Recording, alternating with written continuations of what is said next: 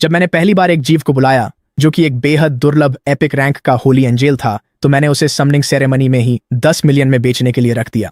भीड़ को लगा कि मैं पूरी तरह से बेवकूफ हूं, क्योंकि जैसे ही होली एंजल प्रकट हुआ वह सीधे एक अमीर लड़के के पास गया, एक घुटने पर बैठ गया और उसकी वफादारी की कसम खा ली। इस विश्वासघात का सामना करते हुए मैंने तुरंत उस पर 10 मिलियन का दाम लगा दिया और उस अमीर लड़के को उसे खरीदने दिया। मैं इसके अलावा मुआवजे के तौर पर उनकी गिल्ड से एक जीव चुनने का अधिकार भी मांगता हूँ। आखिरकार एक बेवफा जीव, चाहे वह कितना भी ताकतवर क्यों ना हो, आखिरकार अपने टेमर को मरवा ही देगा। इस सुनहरे मौके के सामने एपेक्स गिल्ड बिना किसी हिचकिचाहट के मान जाती है। अब एपेक्स गिल्ड की दुकान में स्टाफ मुझे तीसरी मंजिल पर ले गई, जहां जीव रखे हैं।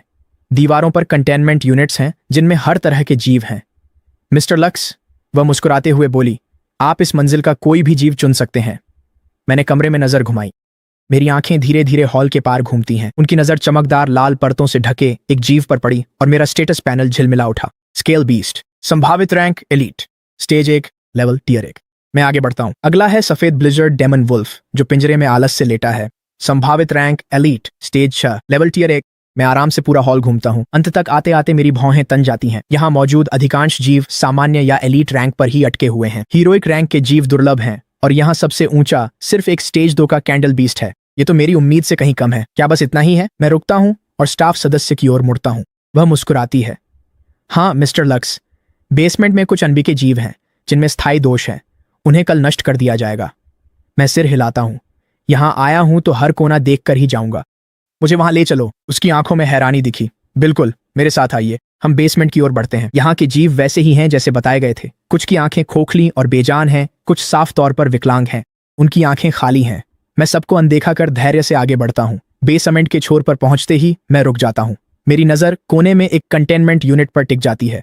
अंदर एक पक्षी प्रकार का जीव है जिसके पंख मुरझाए हुए हैं, आत्मा टूटी हुई है और वह कोने में सिमटा हुआ है। सोलर ब्लेड ईगल, संभावित रैंक वीर, चरण 7, स्तर टियर 1। नकारात्मक स्थिति, पंजा कटा हुआ, बैंडेड क्रेट, विषाक्तता। विकास सुझाव, स्टॉर्म टाइगर बोन से कटा हुआ पंजा ठीक हो जाएगा। 7 पेटल फ्लावर से विष दूर हो जाएगा। मेरी भौं थोड़ी ऊपर उठती है। इस सोलर ब्लेड ईगल की संभावित रैंक मेरी अपेक्षा से बेहतर है। हाँ, इसका पंजा कटा हुआ है और इसमें जहर फैला हुआ है, लेकिन पैनल ने इलाज साफ साफ बता दिया है। स्टॉर्म टाइगर बोन और 7 पेटल फ्लावर दोनों ही काफी आम सामग्री हैं जिन्हें ढूंढना आसान है। लागत के बावजूद ये सौदा फायदेमंद है। मुझे एक स्वस्थ वीर स्तर 7 का योद्धा मिलेगा। इस स्तर पर इससे बेहतर और क्या हो सकता है? मेरा मन बन चुका है। मैं बोलने ही वाला था कि मेरी नजर कोने में अंधेरे में कुछ और गहराई में पड़ती है। एक अकेला ऊर्जा पिंजरा जो मुश्किल से किसी इंसान के लिए ऊंचा है, बड़े कंटेनमेंट यूनिट्स के बीच पूरी तरह से बेगाना सा रखा है। मैं और करीब जाता हूँ। मेरी पुतलियां सिकुड़ती हैं। धातु की ठंडी दीवार से एक कमजोर आकृति टिकी है। इंसान नहीं, रुको, एक मानवाकार दैत्य। एपेक्स गिल्ड के बेसमेंट में, और वो भी यहाँ सच में एक मानवाकार दैत्य है। इसे यहाँ बंद क्यों किया गया है? अजीब तो ये है कि जैसे ही मेरी नजर उस आकृति पर पड़ती है, मन में एक गहरी बेचैनी उमड़ पड़ती है। शुद्ध अस्वीकृति। यह एहसास बिल्कुल भी सामान्य नहीं है। पास जाते ही वह दैत्य मुझे महसूस करता है। वह सिर उठाकर मेरी ओर देखता है, फिर झटके से सिर नीचे कर लेता है। लेकिन उस एक पल में मैं आखिरकार उसका चेहरा देख पाता हूँ। उसका चेहरा झुर्रियों से भरा है और असली पहचान मिट चुकी है। स्टाफ का एक सदस्य मुझे पिंजरे के पास देख पास आता है। उसके चेहरे पर कोई भाव नहीं है। ये एक सक्कुबस है जो आयामी दरार से निकली है। मिलते वक्त भी ये ऐसी ही थी। कोई इसे नहीं चाहता और ये शापित भी है। इसका लेवल हमेशा टियर 1 ही रहेगा। कल इसे बाकी कचरे के साथ खत्म कर देंगे।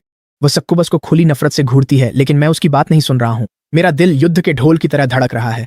एक पारदर्शी स्टेटस पैनल जो केवल मुझे दिखाई देता है, मेरी आंखों के सामने चमक उठता है। Lilith thorn सक्कुबस।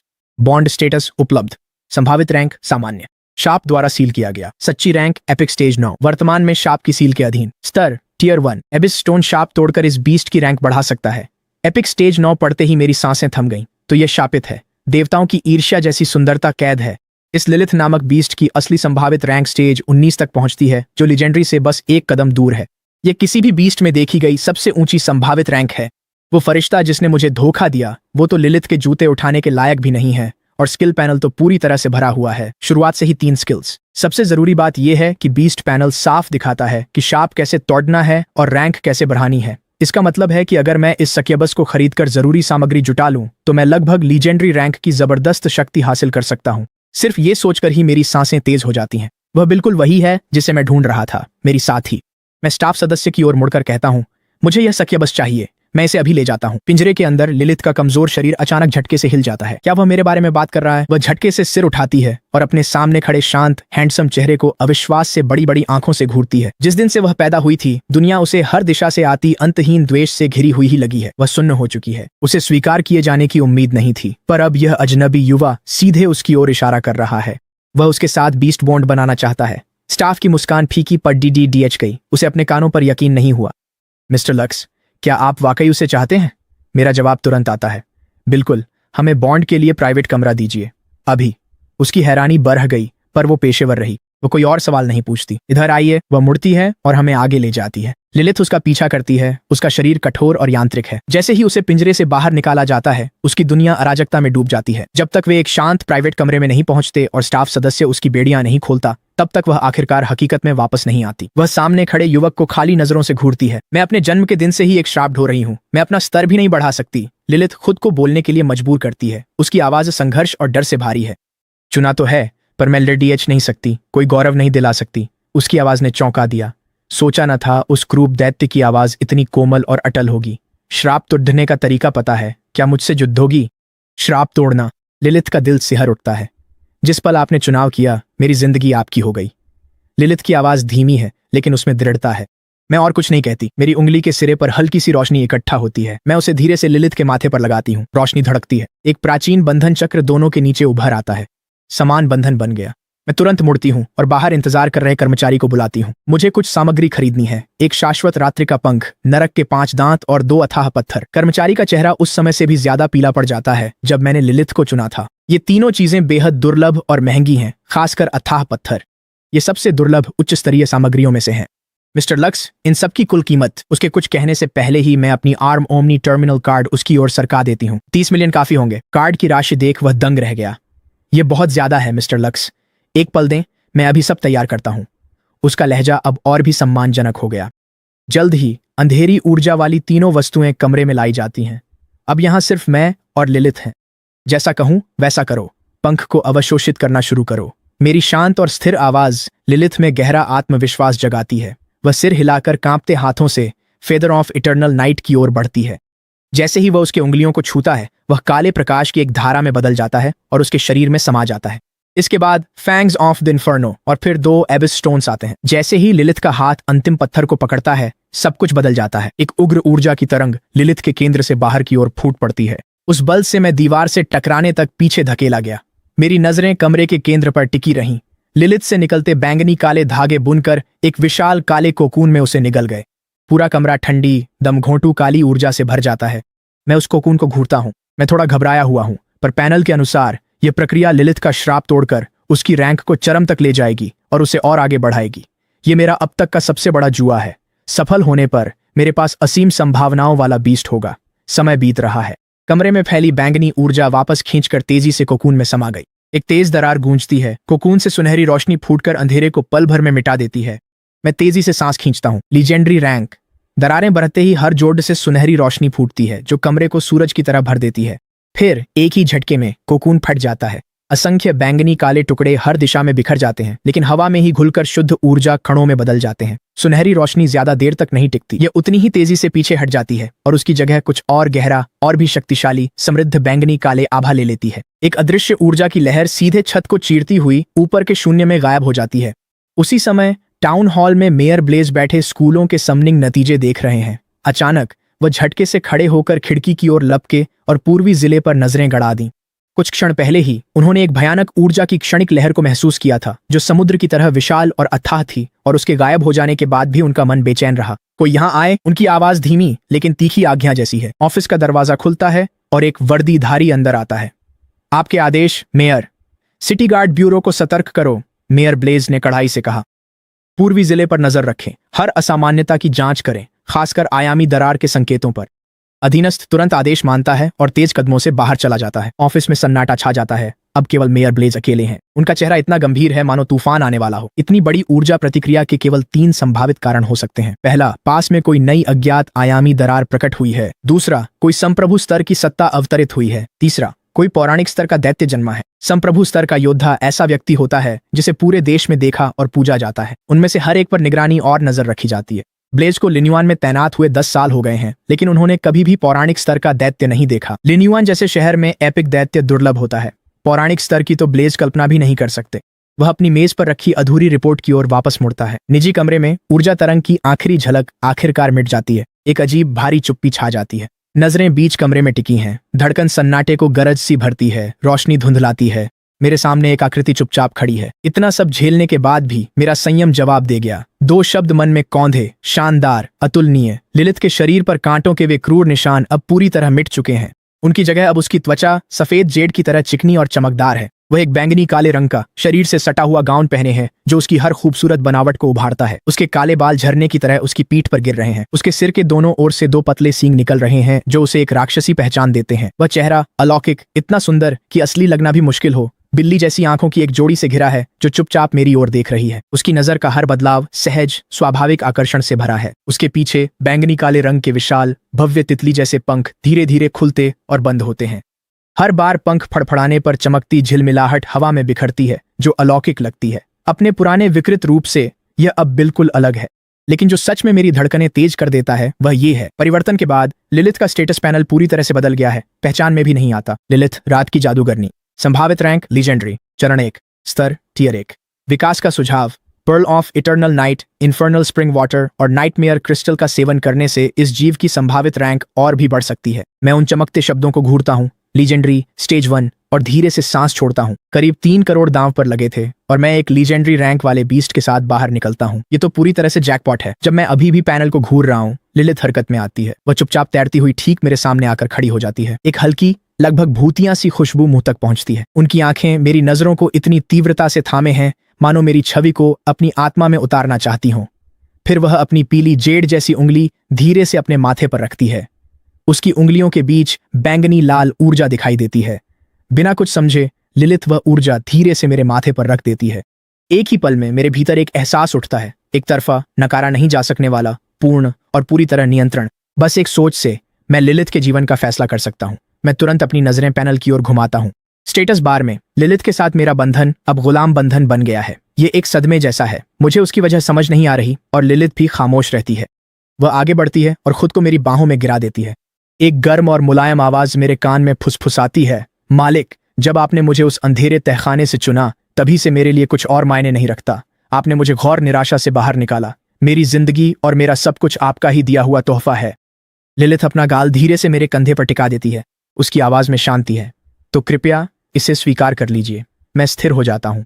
मेरा दिल ऐसे धड़कता है जैसे उस पर कोई भारी चीज आकर लगी हो। मेरे भीतर एक ऐसी गर्माहट उठती है जो अकथनीय है। मैं उस फरिश्ते को याद करता हूँ जिसने मुझे धोखा दिया।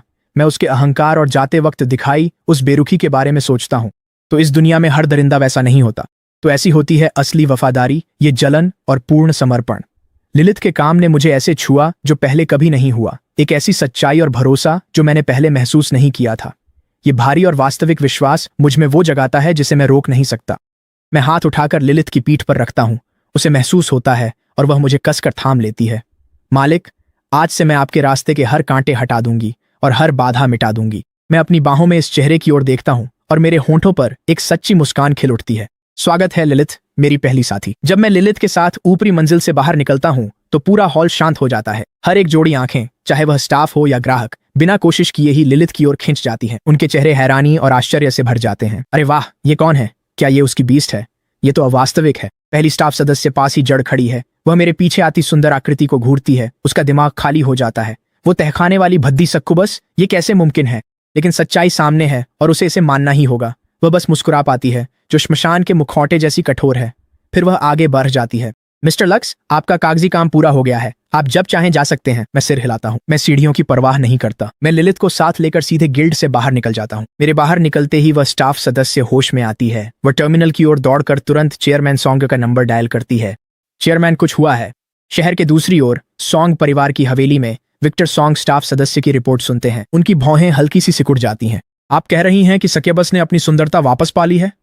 बिल्कुल, वह उस परी से भी ज्यादा खूबसूरत है जिसे आप लाए थे। विक्टर सॉन्ग की आंखों में आश्चर्य आता है। फिर वह शांत होकर बोला, तो क्या? साधारण पोटेंशियल रैंक वाला वह स्तर कभी बढ़ नहीं सकता। वह अब भी बस कचरा ही है। वह कॉल खत्म करके उस परी को देखता है जो सामग्री को अवशोषित कर रही है। जेन उसकी बात तिरस्कार भरी मुस्कान के साथ सुनता है। उसने गिल्ड के एलीट बीस्ट्स छोड़ कर एक रिजेक्ट चुना। अच्छा हुआ तुम मेरे पास आ गए। उस पर एपिक बीस्ट बर्बाद करना वाकई शर्म की बात होती।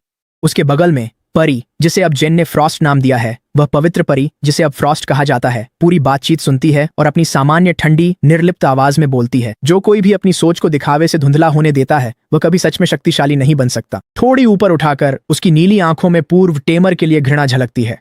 तो लक्स नाम का वह इंसान वही मूर्ख है जो सुक्कुबस के बहकावे में आ गया। अच्छा हुआ उसने उससे कोई बंधन नहीं बनाया। ऐसे स्वामी का अनुसरण करना परी की महिमा को कलंकित कर देता।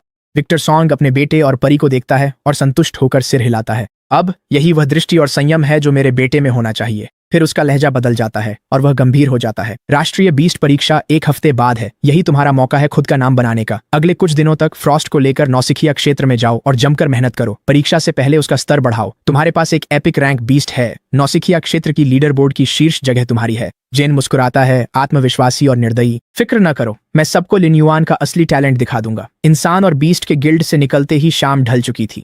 मैं लिलिथ को लेकर घर आता हूँ। मेरा घर पुराने ब्लॉक में छोटा पर साफ है, बस थोड़ा खाली है। 3 साल पहले मेरे माता पिता डायमेंशनल रिफ्ट मिशन पर मारे गए थे। वे मुझे और मेरी बहन रेन को एक दूसरे के भरोसे छोड़ गए। अब रेन राजधानी में दूर पढ़ाई कर रही है और इस घर में सिर्फ मैं ही हूँ। मैं दरवाजा खोलता हूँ, वही जानी पहचानी खालीपन की भावना मुझ पर छा जाती है। जहां चाहो बैठ जाओ, अब यह तुम्हारा घर है। लिलिथ हिलती नहीं है, वह चुपचाप दरवाजे पर खड़ी रहती है। उसकी नजरें साधारण फर्नीचर पर घूमती हैं और आखिरकार मेरी पीठ पर टिक जाती हैं। घर, यह शब्द उसके लिए अजनबी सा लगता है। अंधेरे में जन्म लेने से लेकर पिंजरे में बंद रहने तक उसने कभी यह नहीं जाना कि कहीं का होना क्या होता है, जब तक यह युवक उसके सामने नहीं आया। साधारण रात के खाने के बाद अचानक मेरा ओमनी टर्मिनल चमक उठता है। स्क्रीन पर रेन का नाम चमक रहा है। मैं जवाब देता हूँ। बैठक के बीचों बीच एक चमकदार होलोग्राफिक प्रोजेक्शन जीवंत हो उठता है।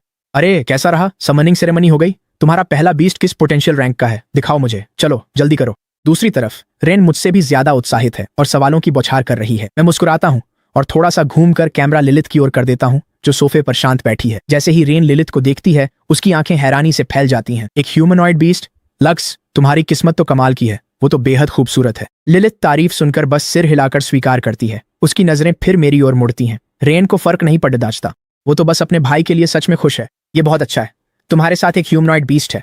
अब तुम्हारे पास परीक्षा में असली मौका है। फिर उसकी आवाज गंभीर हो जाती है। कल नौसिखिया क्षेत्र खुल रहा है, इसे मत चूकना। यह गार्ड और सेना का संयुक्त प्रशिक्षण स्थल है। यहाँ एबिस प्रजातियां अधिकतम 9वें स्तर की हैं, जो नए बीस्ट टेमर्स के लेवल बढ़ाने की सबसे अच्छी जगह है। मैं चुपचाप सुनता हूँ। मेरा मन पहले ही सोचने लगा है। इस दुनिया की स्तर प्रणाली कुल 9 स्तरों में चलती है। अभी अभी मैंने अपना पहला बीस्ट बंधन बनाया है। मैं तो अभी पहले स्तर के भी करीब नहीं हूँ। मैं नया हूँ, इसलिए जल्द आगे बढ़ना जरूरी है। सही है, नौसिखिया क्षेत्र साल में 3 दिन खुलता है। लीडर बोर्ड में ऊंचा स्थान अंक बढ़ा देगा, पर जीवों को मारते समय सुरक्षित रहना। उसकी आंखों में चिंता देख मैं सिर हिलाता हूँ। मुझे पता है रेन, मैं संभाल लूंगा। थोड़ी और बात कर हम कॉल काट देते हैं। अगली सुबह मैं लिलिथ के साथ शहर के बाहर नौसिखिया क्षेत्र के प्रवेश द्वार पर पहुंचता हूँ। सामने एक विशाल पोर्टल है और यहाँ काफी भीड़ है। हजारों छात्र जिन्होंने नए बीस्ट बॉन्ड बनाए हैं यहाँ जमा हैं। अधिकांश नए लोग समूहों में रह रहे हैं ताकि अपनी सुरक्षा और दक्षता बढ़ा सकें। लिलिथ के साथ पहुंचते ही हम सबकी नजरों का केंद्र बन गए। उसकी गहरी बैंगनी पोशाक और अद्भुत चेहरा वहां मौजूद हर लड़के का ध्यान अपनी ओर खींच रहा था। मुझे एक साथ कई निमंत्रण मिलने लगते हैं। बड़े साहब, हमारे साथ टीम बना लो, हमारे पास एक हीरोइक रैंक का सपोर्ट बीस्ट है। मैं उनकी ओर देखता तक नहीं। मैंने कभी किसी के साथ टीम बनाने का इरादा नहीं किया। जैसे ही मैं लाइन में लगकर क्षेत्र में प्रवेश करने ही वाला था, भीड़ के पीछे से एक ताने भरी आवाज गूंज उठती है। अरे अरे, ये वही लड़का है ना? उसका नाम क्या था फिर से? जिन अपने अनुयायियों के झुंड के साथ मेरी ओर बढ़ता है। फ्रॉस्ट उसके साथ चल रही है। उस परी के पंख चमकदार हैं और चेहरे पर ठंडा घमंड है। उसकी नजर मुझ पर खुली तिरस्कार के साथ पड़ती है। जेन की नजर लिलिथ पर ठहरती है। चेहरे पर विस्मय और ईर्ष्या झलकती है, जो तुरंत तिरस्कार भरी हंसी में बदल जाती है। इससे धोखा मत खाना। जेन अपनी आवाज ऊंची करते हुए चिल्लाता है। उसके बगल वाला जीव सुंदर है, पर इपेक्स गिल्ड द्वारा रिजेक्ट किया गया कचरा मात्र है। कमजोर रैंक, हमेशा के लिए जमे हुए स्तर, सिर्फ दिखावा, कोई ताकत नहीं, बस सजावट मात्र। ये शब्द किसी ग्रेनेड की तरह भीड़ पर गिरते हैं। भीड़ में हलचल हुई। वही लोग जो कुछ पल पहले मुझे अपनी टीम में बुला रहे थे, अब मुझे बिल्कुल अलग नजरों से देख रहे हैं।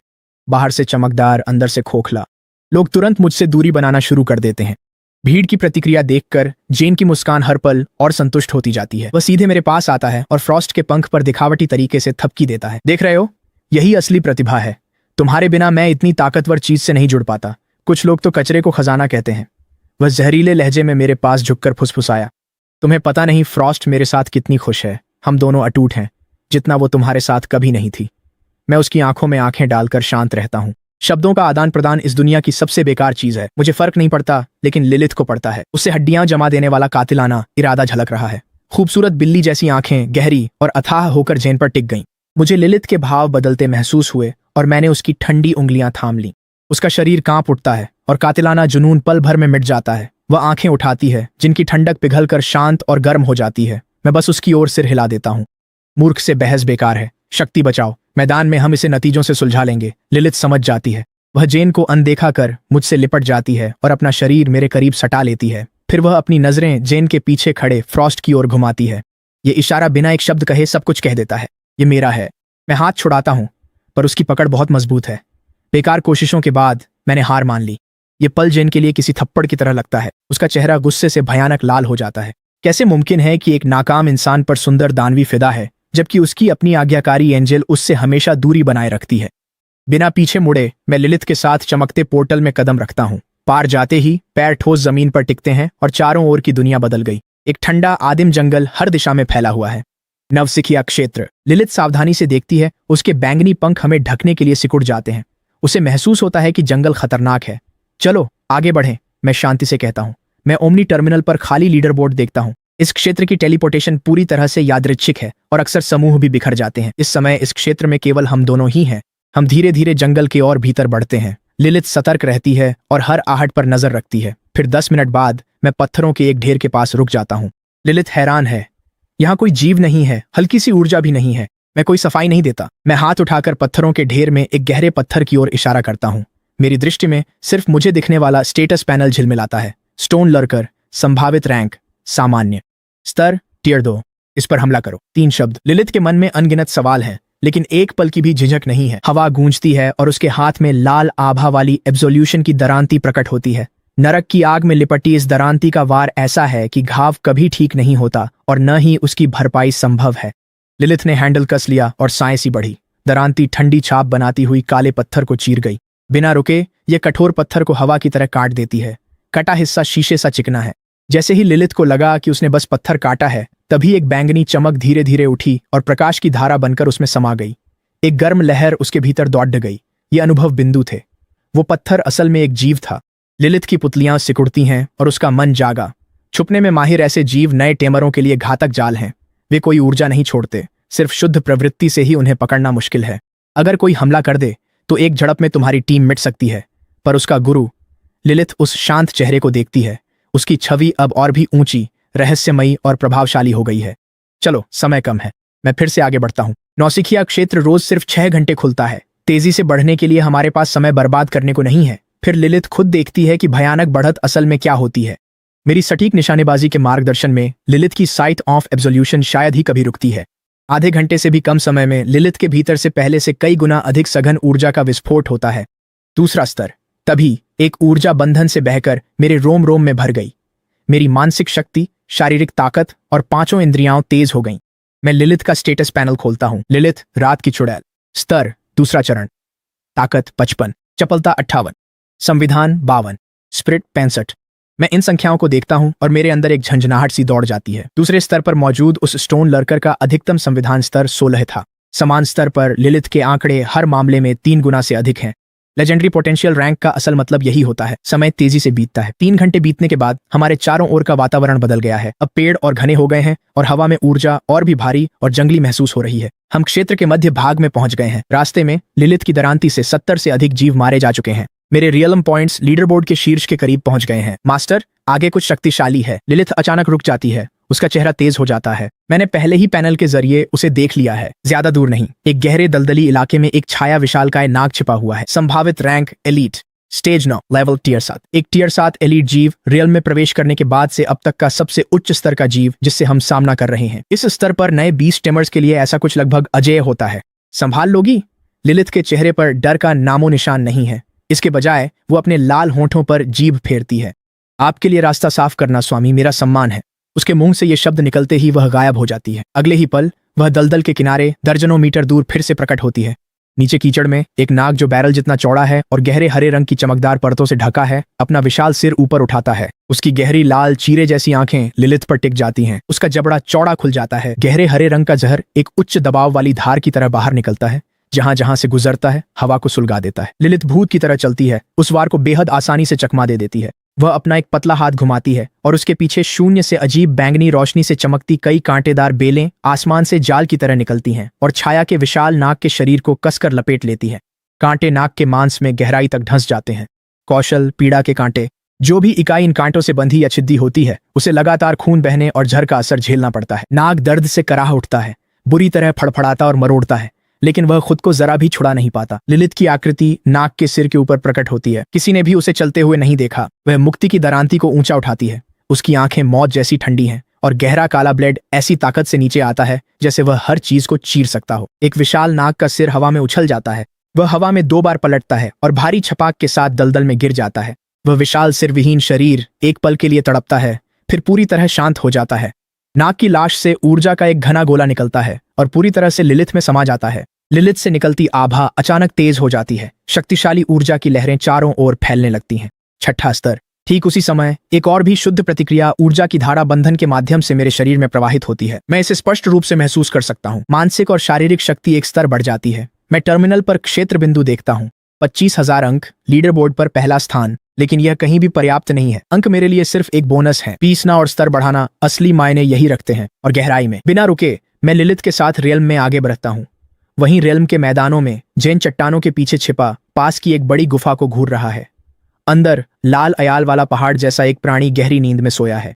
ब्लड रेज लायन, संभावित rank elite, stage 9, level tier 7। और शेर के पीछे गुफा के भीतर गहराई में कई असामान्य पौधे हल्की लाल रोशनी के साथ चमक रहे हैं, गुफा की सांस के साथ हिल रहे हैं। ब्लड ब्लूम्स 3 है, जिनकी सांसें तेज हो जाती हैं। उसकी आंखों में लालच भर जाता है। ब्लड ब्लूम्स टियर 9 से नीचे के जानवरों की ताकत बढ़ाने वाली दुर्लभ सामग्री बाजार में अनमोल है। फ्रॉस्ट, अंदर जाओ और वो फूल ले आओ, जेन फुसफुसाया। एंजेल की नीली आंखों में हिचकिचाहट दिखी। वह उस शेर के भीतर छुपी कच्ची ताकत को महसूस कर सकती है। उसके जागने के नतीजे भयानक होंगे। जाओ अभी। डर कैसा? उसे हिचकिचाते देख जेन का चेहरा क्रूरता से भर गया। तुम एपिक रैंक एंजेल होकर एक एलीट जानवर से डर रही हो? याद करो, तुम्हें उस लूजर से बचाकर मौका किसने दिया? मेरी आज्ञा टालने की हिम्मत। फ्रॉस्ट के पंख हल्के से कांपते हैं। अंततः वो मान गई। अपनी रोशनी समेटकर सफेद साए सी खामोशी से वो गुफा में गई। जेन बाहर धड़कते दिल के साथ इंतजार करता रहा। कुछ ही पलों में फ्रॉस्ट लौट आई। तीनों ब्लड ब्लूम उसके हाथों में हैं। जेन का चेहरा जंगली खुशी से खिल उठता है, लेकिन जैसे ही वह चुपचाप निकलने की कोशिश करता है सब कुछ विस्फोट हो जाता है। एक एक बहरा कर देने वाली दहाड़ पूरे मैदान में गूंज उठती है। ब्लड रेज लायन जाग चुका है। उसकी जानवर जैसी आंखें जेन और फ्रॉस्ट पर टिक जाती हैं। उसका जानलेवा गुस्सा लहरों जैसा उठ रहा है। खजाना चोरी होने पर वह आगबूला है। निकलो यहां से, भागो। जेन डर के मारे पागल हो गया है। वह बार बार फ्रॉस्ट पर चिल्लाता है। वह तुरंत उसके कंधों को पकड़ लेती है, अपनी पूरी ताकत से पंख फड़फड़ाती है और दोनों एक सफेद बिजली की तरह वहां से निकल जाते हैं। ब्लड रेज लायन दहाड़ता है, धूल के बादल उड़ा देता है और बिना रुके उनके पीछे दौड़ पड़ता है। और तेज, वह हमारे करीब आ रहा है। जेन को अपने पीछे गर्म खूनी हवा का एहसास होने लगता है। उसके चेहरे का रंग उड़ जाता है। वह पागलपन में चीखता है। फ्रॉस्ट पहले ही अपनी पूरी सीमा पर है, लेकिन वह एक बोझ उठा रही है और उसकी रफ्तार पर इसका असर पड़ता है। जैसे ही शेर उनके पीछे की दूरी कम करता है, जेन की आंखों में कुछ हिंसक और बेकाबू चमक उठता है। ठीक इसी जीवन मृत्यु के क्षण में फ्रॉस्ट की ठंडी आवाज उसके कानों तक पहुंचती है। करीब 1 किलोमीटर आगे इंसानों की एक टीम है। जेन पलकें झपकाता है, फिर उसकी आंखों में नफरत चमकती है। सही है फ्रॉस्ट, उसे वहां ले जाओ। उन्हें निपटने दो। पूरी ताकत लगाओ। इस पैंगोलिन को खत्म करो और हम टॉप 100 में होंगे। ऊंची पोनीटेल और तीखे नैन नक्श वाली लड़की शांति से नेतृत्व कर रही है। वह रेन है, मेरी क्लास प्रेसिडेंट। उसकी टीम मजबूत तालमेल के साथ आगे बढ़ती है और एक टियर 5 प्राणी को घेर लेती है। जीत करीब है। फिर बिना किसी चेतावनी के खून की भारी बदबू हवा में फैल जाती है। इसके तुरंत बाद जमीन जोरदार तरीके से हिलने लगती है। क्या हो रहा है? क्या यह भूकंप है? टीम के सदस्यों के चेहरे उतर गए और उन्होंने हमला रोक दिया। रेन बेचैन होकर कंपन की तरफ मुड़ती है और एक सफेद रोशनी को तेजी से अपनी ओर आते देखती है। पीछे से एक विशाल लाल शेर तेजी से झपटता है। भागो! रेन की आंखें फटी रह गईं। वह चीखी, पर अब देर हो चुकी थी। सफेद लकीर उनके ऊपर से गुजरी और पलक झपकते ही ओझल हो गई। ब्लड रेज लायन ने अपनी पूरी शक्ति सामने खड़ी ढी टीम पर झोंक दी। रेन हताशा में चिल्लाती है, अब बचाव करो। उसका जानवर, एक ice type tier 3 black armour कछुआ, खुद को आगे फेंकता है और एक विशाल बर्फीली ढाल उठा लेता है। लेकिन टियर 7 की एक एलीट क्रीचर के सामने इसका कोई मतलब नहीं है। ब्लड रेज लायन पंजा मारता है। मजबूत बर्फीली ढाल चकनाचूर हो गई। कछुआ का राह उठा और दूर जा गिरा। उसकी खोल पर दरारें आ गईं। रेन पीड़ा में चिल्ला उठती है। टीम ने अपनी पूरी शक्तियां झोंक दी, पर लायन पर कोई असर नहीं हुआ। एक सदस्य टकराकर टूटी पतंग की तरह दूर जा गिरा और बेहोश हो गया। और अब निराशा पूरी टीम को निगल जाती है। शेर को पास आते देख रेन सुन्न हो गई, पैर कांप रहे हैं। क्या यही अंत है? आंखें बंद कर वह तैयार हुई ही थी कि एक जानी पहचानी आवाज सुनाई दी, लिलिथ हमला करो। तभी बैंगनी कांटेदार बेलों ने निकलकर पल भर में ब्लड रेज लायन के चारों पैरों को जकड़ लिया। शेर गुस्से में दहाड़ता है, बुरी तरह छटपटाता है, लेकिन पाता है कि कांटे असंभव ताकत से उसे पकड़े हुए हैं। उसके संघर्ष के साथ कांटे मांस में और गहरे ढंसते हैं। रेन की आंखें खुलती हैं। बगल में एक शांत व्यक्ति और बैंगनी काले गाउन वाली महिला खड़ी है। तितली जैसे पंखों वाली वह महिला काली दरांती लिए फंसे शेर की ओर बढ़ रही है। ये तुम हो? रेन उसे पहचानती है, पर उसका दिमाग सुन्न है। कक्षा का वह शांत अदृश्य लड़का आज अपने जानवर संग विशालकाय खदीदा है। रेन की नजरों के सामने लिलिथ अपनी दरांती ऊपर उठाती है और उसकी धार मौत की एक अजेय लकीर खींचती है। विशाल शेर का सिर उसके आधे शरीर के साथ एक ही क्रूर वार में चीर दिया जाता है। वह वहीं मौके पर मर जाता है। इसी दौरान लिन्युआन सिटी नवागंतुक क्षेत्र निगरानी केंद्र में एक विशाल गोलाकार कक्ष के भीतर दर्जनों स्क्रीन क्षेत्र के हर कोने से लाइव फीड और डेटा स्ट्रीम दिखा रही हैं। वातावरण दमघोंटू है, लगभग जमी हुई सी स्थिति है। कक्ष में मौजूद शहर के सभी गार्ड कर्मचारी अपनी जगह पर जड़ हो गए हैं। उनकी निगाहें केंद्रीय स्क्रीन और उस पर दिख रहे चमकते डेटा पर टिकी हुई हैं। Leader board. पहला स्थान लक्स, रियलम पॉइंट्स 41,350। संभावित rating S rank. S rank के लिए 10,000 अंक चाहिए। लक्स के पास इससे चौगुने अंक हैं। 10 सेकंड तक सन्नाटा छा गया। क्या मैं गलत देख रहा हूं? एक युवा अधिकारी घबराकर आंखें मलते हुए बोला। लिन्युआन को पिछला एस रैंक का नया प्रतिभागी कब मिला था? अगले ही पल कमरे में फैला तनाव फट पड़ता है। सच में एस रैंक है। फाइल निकालो। ये है कौन? बीस्ट कौन सी है? मिल गया। रिकॉर्ड्स के मुताबिक पहली बीस्ट एंजेल थी, पर बॉन्ड फेल हो गया। क्या? फेल बॉन्ड वाला रियल्म में घुसकर टॉप कैसे कर गया? देखो, उसने एपेक्स गिल्ड से रिजेक्टेड सक्केबस खरीदी थी। मॉनिटरिंग रूम में हड़कंप मच जाता है। सभी के दिमाग जैसे एकदम ठप हो जाते हैं। एक लड़का जिसका बॉन्ड असफल हो गया, जो सिर्फ एक रिजेक्टेड बीस्ट ही खरीद सका, वह किसी तरह नोविस रियल्म के अंदर पूरी तरह से कहर बरपा रहा है। डायरेक्टर मिंग मुख्य नियंत्रण स्टेशन पर बैठे हैं। उनका चेहरा, जो हमेशा शांत और पढ़ पाना मुश्किल रहता था, अब पूरी तरह से हैरानी से भर गया है। उनकी नजरें स्क्रीन से हटती ही नहीं, जहां लक्स और लिलिथ की शैडो कोलोसस सर्पेंट और ब्लड रेज लायन को काटते हुए फुटेज बार बार चल रही है। कोई दिखावटी रणनीति नहीं, बस पूर्ण वर्चस्व। जिस जानवर को वे ठुकराया हुआ कहते थे, उसका हर वार सटीक, घातक, सुरुचिपूर्ण और एक ही समय में क्रूर होता था। राक्षस। डायरेक्टर मिंग दांत पीसकर 2 शब्द कहे। वह जमीन से उठ खड़े हुए। उनका चेहरा उत्तेजना से लाल था। वह इसे तुरंत मेयर ब्लेज को रिपोर्ट करने जा रहे हैं। वे डिप्टी पर चिल्लाए। उसके बोलने से पहले ही डायरेक्टर मिंग ने उसे रोक दिया। उनकी आंखों में अनोखी चमक थी। मैं क्षेत्र के गेट पर जाऊंगा। मैदान में रेन हैरान है। उसकी आंखों में उस भयानक एकल वार की छवि कौंध रही है। वह शेर जिसने उसकी पूरी टीम को खत्म कर दिया था, अब गायब है। उसके ताजा अनुभव ने उसकी सारी धारणाएं बदल दी। वह धीरे से अपनी गर्दन उस आकृति की ओर घुमाती है। वह पीठ। क्या यह सच है? कहानियों वाले मानव रूपी जानवर कब इतने आसानी से मिलने लगे और इतने ताकतवर हो गए? उसके आसपास के दस्ते के सदस्य ऐसे लग रहे हैं जैसे पत्थर बन गए हों। हर चेहरे पर अविश्वास की छाप है। सिर्फ हवा की आवाज है। तुम इतनी खोई खोई क्यों हो? मेरी आवाज मुस्कान के साथ सन्नाटा तोड़ती है। रेन अचानक होश में आती है। सदमे से उबरते ही उसके गाल लाल हो गए। वह बोली, शुक्रिया, आपने हमें बचा लिया। उसकी आवाज में सच्चा आभार झलक रहा है। शुक्रिया लक्स, आपने हमें बचा लिया। आप महान हैं। पूरी टीम जी उठी और सब एक साथ शुक्रिया कहने लगे। मैं इसे हल्के में लेता हूँ। मुझे इससे कोई फर्क नहीं पड़ता। मेरी नजरें रेन पर टिक जाती हैं। तुमने इतना बड़ा काम कैसे कर डाला? इस सवाल पर रेन का चेहरा गुस्से से जल उठता है। हमें बिल्कुल नहीं पता, वह गुस्से से भरी आवाज में कहती है। हम एक पेंगोलिन को गिराने में लगे हुए थे। तभी अचानक वह शेर कहीं से हम पर झपट पड़ा। मैंने आसमान में एक आकृति देखी जो जानबूझकर शेर को हमारी ओर हाँक रही थी। जब हम फंस गए तो वह व्यक्ति बस उड़ गया। घिनौना था। वह किसी फरिश्ते जैसा दिख रहा था। उसके बगल में खड़ा एक टीम सदस्य जोड़ता है। रेन के शब्द उसके गले में अटक जाते हैं। उसे कुछ समझ आता है। वह मुझे गौर से देखती है। सब जानते हैं कि जेन का जानवर वही फरिश्ता है जो तुमसे छीना गया था। मेरा चेहरा शांत रहता है, पर जो मुझे जानते हैं वे मेरी आंखों की ठंडी चमक देख सकते हैं।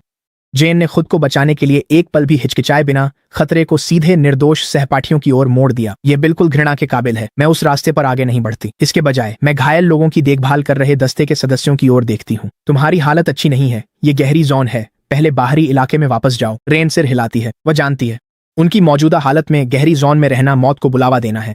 हम अब चलते हैं। वो मेरी ओर देखती है। और तुम दोनों का क्या? मैं मुस्कुराती हूँ। मैं अपने टर्मिनल पर काउंटडाउन की ओर देखती हूँ। अभी बहुत समय है। हम थोड़ा और अंदर बढ़ेंगे। रेन का मुंह थोड़ा खुलता है। ऐसा लगता है कि वह कुछ कहना चाहती है। तो फिर सावधान रहना। मैं सिर हिलाती हूँ और यही अलविदा है। बिना रुके मैं लिलिथ के साथ क्षेत्र की गहराई में बढ़ती हूँ। क्षेत्र बंद होने में 2 घंटे बचे हैं। रेन उस आकृति की झलक ओझल होने तक देखती रहती है। तभी वह अपनी नजरें हटाती है। उसके मन में कुछ अजीब सा उठता है। वह लड़का जो कभी अदृश्य था अब इतना बड़ा हो गया कि उसे सर उठाकर देखना पड़ता है। लिन्युआन सिटी हॉल की सबसे ऊंची मंजिल पर मेयर के कार्यालय में माहौल भारी है। मेयर ब्लेज खिड़की के पास खड़े हैं, हाथ पीठ के पीछे बांधे हुए, और पूर्वी जिले की ओर देख रहे हैं। अब भी कुछ नहीं। उनकी आवाज धीमी है जिसमें चुपचाप थकावट झलक रही है। उनके पीछे सिटी गार्ड कमिश्नर थॉर्न गंभीरता से सिर हिलाते हैं। मेयर, कल रात जब वह ऊर्जा का उछाल आया, हमने तुरंत पूरे पूर्वी जिले की तलाशी ली। कोई नया आयामी छिद्र नहीं मिला, न ही किसी उच्च स्तरीय योद्धा के क्षेत्र में प्रवेश का कोई रिकॉर्ड है। कमिश्नर थॉर्न की आवाज में भी उलझन झलक रही है। वह ऊर्जा विशाल और गहरी थी, लेकिन एक पल में ही गायब हो गई, जैसे कोई माया हो। लेकिन एक स्वर्ग स्तरीय योद्धा होने के नाते मेयर ब्लेज से गलती होना असंभव था। वह कुछ नहीं कहते। उनकी तेज नजरों में चुपचाप सोच की झलक है। अज्ञात हमेशा सबसे अधिक बेचैन करने वाला होता है। वह वापस मुड़ते हैं और अपनी कुर्सी पर फिर से बैठ जाते हैं। फिलहाल इसे छोड़ दो, सतर्कता बनाए रखो। क्षेत्र का क्या हाल है? क्या इस साल कोई होनहार प्रतिभा उभर रही है? इसका जिक्र होते ही कमिश्नर थॉर्न थोड़ा सहज हो जाते हैं, लेकिन उनकी भौहों पर हल्की निराशा की झलक है। अब तक सबसे अच्छा प्रदर्शन करने वाला सॉन्ग परिवार का लड़का जैन सॉन्ग है। सिर्फ 6000 से थोड़े ज्यादा अंक। बीस्ट एक एपिक रैंक का पवित्र एंजेल है। संभावना रेटिंग ए रैंक तक पहुंच गई है। A rank. किसी भी और साल में इसे सबसे बेहतरीन माना जाता, लेकिन मेयर ब्लेज बस एक मुश्किल से सुनाई देने वाली आह भरते हैं। लिन्युआन में बहुत समय से कोई सच्चा जीनियस नहीं आया है। 3 साल पहले हमने आखिरकार एक एस रैंक संभावना वाला छात्र तैयार किया और राजधानी विश्वविद्यालय ने उसे इनाम की तरह झपट लिया। यह उनके कार्यकाल की कुछ गिनी चुनी सचमुच चमकदार उपलब्धियों में से एक थी, और उसके बाद कुछ भी नहीं हुआ। शहर का भविष्य युवाओं पर टिका है। अगर नई प्रतिभाएं नहीं आईं तो लिन्युआन प्रतिस्पर्धा में पिछड़ जाएगा। दफ्तर में सन्नाटा छाते ही दरवाजा खुलता है और एक आकृति लड़खड़ाते हुए आती है। ये निगरानी केंद्र के निदेशक मिंग हैं, जो हाँफते हुए अंदर आते हैं। उनके चेहरे पर हैरानी और खुशी का अजीब मिश्रण है। कमिश्नर थॉर्न उन्हें देखकर भौहें चढ़ा लेते हैं। क्या हुआ तुम्हें? मेयर ब्लेज ने उस शांत व्यक्ति से पूछा। सांस लो और बताओ क्या हुआ। निदेशक मिंग थूक गटकते हुए अपने धड़कते दिल को काबू करते हैं। मेयर, हमारे पास एक और एस रैंक संभावना है। शब्दों ने कमरे में बिजली सा असर किया। थॉर्न का चेहरा सख्त हो गया। पीछे झुके मेयर ब्लेज अचानक तनकर बैठ गए। क्या कहा? पक्का तुमने गलत नहीं पढ़ा? मिंग सिर हिलाते हैं। वह अपने ओमनी टर्मिनल पर डेटा स्क्रीन खोलते हैं। उनके हाथ उत्साह से कांप रहे हैं और दोनों को वह स्क्रीन दिखाते हैं। बिल्कुल पक्का, मैंने खुद देखा है। छात्र का नाम लक्स है। उसके रियल्म पॉइंट्स पहले ही 40,000 पार कर चुके हैं। Potential rating S rank. जैसे ही मैंने डेटा देखा, मैं तुरंत यहाँ रिपोर्ट करने दौड़ पड़ा। मेयर ब्लेज डेटा स्क्रीन को घूरते हैं। उनकी सांस पूरी तरह थम जाती है। 40,000 पॉइंट्स, सीमा से कई गुना ज्यादा। एक पल के स्तब्ध सन्नाटे के बाद मेयर ब्लेज अपनी हथेली मेज पर पटकते हैं और तेजी से खड़े हो जाते हैं। हर तरह की संयमितता गायब हो जाती है। उसकी जगह आती है कच्ची बेपरवाह खुशी। हाँ, ये तो सीधे स्वर्ग से मिला वरदान है। एक एफ रैंक प्रतिभा लिन्युआन सिटी के लिए किसी भी ए रैंक से कहीं अधिक मायने रखती है। ये कोई छोटी बात नहीं है।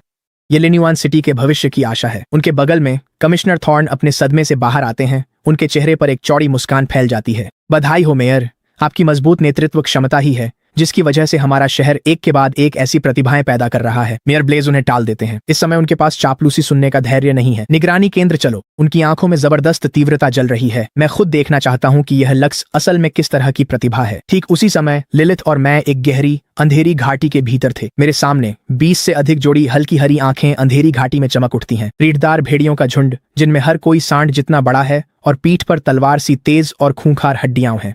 इनकी ताकत स्टार लेवल 3 से 5 है। सबसे आगे खड़ा है बाकी सबसे 2 गुना बड़ा रीढ़दार भेड़िया राजा।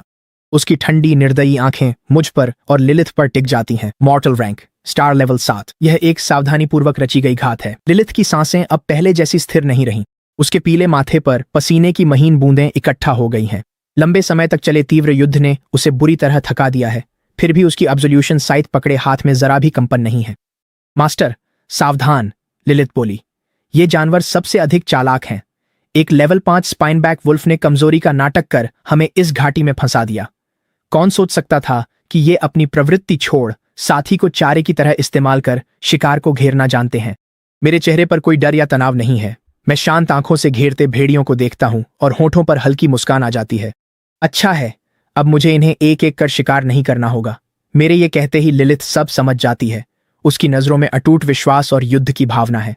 लिलिथ से एक गहरी बैंगनी काली ऊर्जा गड़गड़ाहट के साथ फूट पड़ती है। कौशल सक्रिय हुआ। 7 पापों का रक्त नरक की सबसे गहरी शक्ति से जन्मा। 7 घातक पापों की वंशावली। इस रक्त को धारण करने वाले सभी में 7 राक्षस राजाओं में से एक बनने की क्षमता होती है। जब तक यह सक्रिय है, सभी आंकड़े 200% तक बढ़ जाते हैं। इसे कभी भी निष्क्रिय किया जा सकता है। नुकसान यह है कि निष्क्रिय करने पर थोड़ी देर कमजोरी आती है और सारे स्टैट्स 20% गिर जाते हैं। पर इसकी शक्ति के मुकाबले यह कीमत नगण्य है। कौशल सक्रिय होते ही लिलिथ की आभा बढ़ने लगती है। उसके काले बाल ऊपर उठ जाते हैं और बैंगनी तितली पंख फैल जाते हैं जो मोहक और अद्भुत हैं। उसकी गहरी आंखों में विनाश की ज्वाला जलने लगती है। स्पाइनबैक वुल्फ किंग ने उन्हें थका हुआ माना था, पर यह अचानक बदलाव उसे बेचैन कर देता है। फिर भी इस क्षेत्र का निर्विवाद शासक होने के नाते उसकी क्रूरता उस झिझक की झलक को तुरंत कुचल देती है। वुल्फ किंग एक दहाड़ लगाता है जो पूरी घाटी को हिला देती है। यह हमला करने का संकेत है। एक ही पल में 20 से अधिक स्पाइनबैक भेड़िए एक साथ आगे बढ़ते हैं। हर दिशा से घाटी के केंद्र में हमारे दोनों की ओर दौड़ पड़ते हैं। लिलिथ हरकत में आती है। उसकी आकृति बस एक झलक छोड़ती है और वह पल भर में ओझल हो जाती है। अंधेरी बर्फीली चमक के साथ पहला स्पाइनबैक भेड़िया पास पहुंचते ही कूदते हुए जम गया। उसका विशाल सिर हवा में उछल जाता है। शरीर गिरने से पहले ही लिलिथ दूसरे भेड़िए तक पहुंच गई। उसकी साइंत घातक वार करती है। एक और सिर अलग हो जाता है। इस पल में लिलिथ साक्षात मौत की देवी लग रही है। उसकी साइंत का हर वार निर्दयता से एक जीवन ले लेता है। झुंड की डरावनी घेराबंदी उसके सामने गीले कागज की तरह बिखर जाती है। सिर्फ कुछ ही सांसों के भीतर जमीन पहले ही 7 या 8 स्पाइनबैक भेड़ियों की लाशों से पट चुकी है। भेड़िया राजा की ठंडी निर्दयी आंखें लगातार लिलिथ पर टिकी रहती हैं। उसने मान लिया था कि उसका शिकार अब थक चुका है, लेकिन अचानक फूटा वह ऊर्जा विस्फोट जो इतनी गहरी थी कि उसकी आत्मा तक कांप उठी। उसकी सारी धारणाएं तोड़ देता है। भेड़िया राजा के गले से एक धीमी सिसकारी निकलती है। उसका विशाल शरीर अनायास ही आधा कदम पीछे हट जाता है। डर, एक ऐसा भाव जिसे उसने बहुत लंबे समय से महसूस नहीं किया था, पहली बार उसके सीने में फैलने लगता है। लेकिन इस भूमि का निर्विवाद शासक होने के नाते उसमें गहराई तक बसी मारक प्रवृत्ति उस झिझक के क्षण को तुरंत कुचल देती है। भेड़िया राजा अपना सिर पीछे फेंकता है और एक गर्जना करता है जो घाटी को चीर देती है। यह उसकी अंतिम पागलपन भरी कोशिश है। एक ही पल में बचे हुए दर्जन भर स्पाइनबैक भेड़िए भेड़िया राजा के साथ मौत की दौड़ में झपट पड़ते हैं। लिलिथ फिर से मृत्यु दूत की तरह चलती है, झुंड के बीच मौत का नृत्य करती हुई। जब लिलिथ आखिरी दुश्मन को भी काट गिराती है, भेड़िया राजा की हड्डी की कांटें एक साथ बाहर की ओर फैल जाती हैं। उसे ऐसा खतरा महसूस होता है जैसा उसने पहले कभी नहीं किया था। वह जबड़ा खोलता है और मुंह में पीली ऊर्जा किरण बनती है जिसे वह चीखते हुए लिलिथ पर दागता है। यह उसका सबसे घातक हमला है, पर लिलिथ जरा भी नहीं हिलती और आसानी से हट जाती है। अगले ही पल वह भेड़िया राजा के सामने आ जाती है। उसकी विशाल छाया लिलिथ के पतले शरीर को पूरी तरह निगल लेती है। वह अपनी एक विशाल धारदार पंजा उठाता है और उसे नीचे पटकता है। लिलिथ बचती नहीं है, वह पीछे नहीं हटती। वह बस धीरे धीरे अपना सिर ऊपर उठाती है। उसकी आंखों में विनाश की ज्वाला जल रही है और वह चुपचाप उसे देखती है। विशाल काली दरांती ऐसे ऊपर झूलती है जैसे कोई स्वयं भाग्य को काटने का निश्चय कर चुका हो। न कोई गूंजती हुई धमक, न ही टकराती ऊर्जा की कोई चकाचौंध। भेड़िया राजा का शक्तिशाली पंजा हवा में ही जम जाता है। उसके माथे के बीच से लेकर पूंछ की नोक तक एक लाल महीन रेखा बन जाती है। अगले ही क्षण भेड़िया राजा का विशाल शरीर हड्डियों समेत साफ साफ 2 हिस्सों में बंट जाता है। कटा हुआ शव से शुद्ध ऊर्जा की एक धारा निकलकर पूरी तरह लिलिथ में समा जाती है। उसकी आभा एक बार फिर बेकाबू होकर बढ़ने लगती है। मॉर्टल रैंक स्टार लेवल 7। शक्ति की एक प्रचंड लहर उससे बाहर निकलती है जो चारों ओर जबरदस्त बल के साथ फैल जाती है। उसी समय प्रतिक्रिया ऊर्जा की एक समृद्ध उमड़ती लहर मेरे शरीर के हर हिस्से में भर जाती है। मेरी मानसिक शक्ति फिर से बढ़ जाती है। मैं लिलिथ का स्टैट पैनल खोलता हूँ। लिलिथ रात्रि चुड़ैल, पद नश्वर, स्टार लेवल 7, शक्ति 151, चपलता 165, संविधान 155। इन चारों श्रेणियों में 3 अंकों के इन भयावह आंकड़ों को देखकर मेरा दिल कुछ धड़कनें चूकने से खुद को रोक नहीं पाता। यह महान प्रतिभा का भयावह रूप है। स्टार लेवल 7 पर एक साधारण एलीट ग्रेड बाउंड जानवर अपने सर्वश्रेष्ठ स्टेट में लगभग 50 अंक तक पहुंच सकता है। लिलिथ उससे 3 गुना बड़ी है। मेरी नजरें अंतिम अनुभाग पर जाती हैं। अनुशंसित विकास सामग्री, eternal night pearl, hellspring water, nightmare crystal. इनमें से हर एक असाधारण रूप से दुर्लभ है। अगर मैं इन सभी को हासिल कर पाता तो मैं लिलिथ की ग्रेड को तेजी से लेजेंडरी टियर 2 तक बढ़ा सकता था। और अगर मैं उसे वहां से एक एक कदम आगे बढ़ाता रहा, सीधे मिथिक ग्रेड तक, तो वह कितना भयावह दृश्य होता। मैं अपने सीने में उठती उत्तेजना को दबाता हूं और तुरंत अपना ओमनी टर्मिनल खोलता हूं। मैं नेटवर्क से जुड़ता हूं और लिन्युआन सिटी के हर प्रमुख व्यापार संघ के सामग्री कैटलॉग को ब्राउज करना शुरू करता हूं। मैं पैनल पर सूचीबद्ध हर एक सामग्री को खोजता हूं। एक भी नहीं मिली। मेरी भौहें हल्की सी सिकुड़ जाती हैं। लगता है ये सामग्री वाकई बहुत दुर्लभ है। कम से कम लिन्युआन जैसी मध्यम आकार की सिटी में इन्हें ढूंढना तो नामुमकिन ही है। निराशा की एक लहर मुझे घेर लेती है, लेकिन मैं जल्दी ही खुद को संभाल लेता हूँ। इन सब के बारे में सोचना अभी बहुत जल्दी है। इस समय सबसे जरूरी है बीस्ट मास्टर प्रवेश परीक्षा पास करना और किसी शीर्ष स्तरीय बीस्ट मास्टर अकादमी में दाखिला लेना। सिर्फ एक ऊंचे मंच तक पहुंचकर ही मैं एक व्यापक दुनिया तक पहुंच सकता हूं और तभी मुझे ऐसी सामग्री प्राप्त करने का कोई मौका मिलेगा। उल्टी गिनती में 10 मिनट से कम बचे हैं। लिलिथ, चलो अब, मैंने पुकारा। ब्लड ऑफ 7 सिंस रोकते ही उसकी बैंगनी ऊर्जा सिमट गई और उसे तुरंत भारी कमजोरी महसूस हुई। वह मेरी ओर झुकती है और मैं उसे थाम लेता हूं। मैं लिलिथ के साथ घाटी से बाहर निकलता हूँ। दुनिया घूमती महसूस होती है और फिर मेरे पैर ठोस जमीन पर टिक जाते हैं। तेज धूप और शहर का शोर तुरंत ही उस क्षेत्र की ठंडी नीरवता की जगह ले लेते हैं। हम वापस आ गए हैं। Central plaza, Linyuan city. Plaza पहले से ही नवजागृत बीस्ट मास्टर्स से भरा हुआ है, जो समूहों में इकट्ठा होकर अंदर मिली चीजों की तुलना कर रहे हैं। जैसे ही लिलिथ और मैं प्रकट होते हैं, प्लाजा में मौजूद हर एक जोड़ी आंखें अनायास ही हमारी ओर घूम जाती हैं। लिलिथ की खूबसूरती अवर्णनीय है। वह मेरे हाथ पर टिकी है। उसके चेहरे पर युद्ध की थकान वाली सहजता है, जैसे कोई भीषण जंग जीत कर आया हो। तभी एक वर्दीधारी गार्ड पास आकर सावधान होकर सलाम करता है। माफ कीजिए, क्या आप लक्स हैं? मैंने सिर हिलाया। अधिकारी के चेहरे पर मुस्कान फैल जाती है। लक्स, बधाई हो। इस साल के शुरुआती क्षेत्र में आपने एस रैंक की संभावित रेटिंग हासिल की है। लिन्युआन सिटी के मेयर ब्लेज आपसे व्यक्तिगत रूप से मिलना चाहते हैं। एस रैंक, मेयर, ये दोनों बातें मिलकर आसपास के सभी लोगों को जो चुपचाप सुन रहे थे विजिबली चौंका देती हैं। उनके चेहरों पर अविश्वास साफ झलक रहा है। मैं चौंकता हूं, पर जल्द ही संभल जाता हूं। शायद क्षेत्र में मचाई हलचल उम्मीद से अधिक थी। मना करने की वजह नहीं है, इसलिए शांति से सिर हिला दिया। कृपया रास्ता दिखाइए। लिलिथ के साथ मैं अधिकारी के पीछे चौक वाले टावर की ओर बढ़ा। यह इमारत सिटी गार्ड ब्यूरो की है। इसकी धूसर दीवारें शांत और औपचारिक हैं। अधिकारी मुझे दूसरी मंजिल के कॉन्फ्रेंस रूम में ले गया। मैं दरवाजा खोलकर अंदर जाता हूँ। कमरे में सादा फर्नीचर है। एक लंबा आयताकार कॉन्फ्रेंस टेबल, कुछ कुर्सियां और कुछ नहीं। फिर भी मेज के सिर पर बैठे दो लोग पूरे कमरे को एक भारी प्रभावशाली उपस्थिति दे रहे हैं। उनमें से एक को मैं शहर की खबरों से पहचानता हूँ, लिन्युआन सिटी के सर्वोच्च अधिकारी मेयर ब्लेज। दूसरे व्यक्ति एक मध्य आयु के पुरुष हैं, जो गहरे नीले रंग की सिटी गार्ड ब्यूरो की वर्दी पहने हुए हैं। उनके कंधों पर सितारे चमक रहे हैं और उनकी आंखें तलवार की तरह तेज हैं। सिटी गार्ड ब्यूरो के कमिश्नर थॉर्न। जैसे ही लिलिथ और मैं अंदर कदम रखते हैं, मेयर और कमिश्नर की निगाहें तुरंत हमारी ओर घूम जाती हैं। लिलिथ को देखकर वे दोनों अपनी हैरानी छुपा नहीं पाते, पर जल्दी ही खुद को संभालकर मुझे गहरी जिज्ञासा से देखने लगते हैं। बैठ जाइए, मेयर ब्लेज शांत और सहज आवाज में कहते हैं, जिसमें सत्ता का स्वाभाविक अधिकार झलकता है।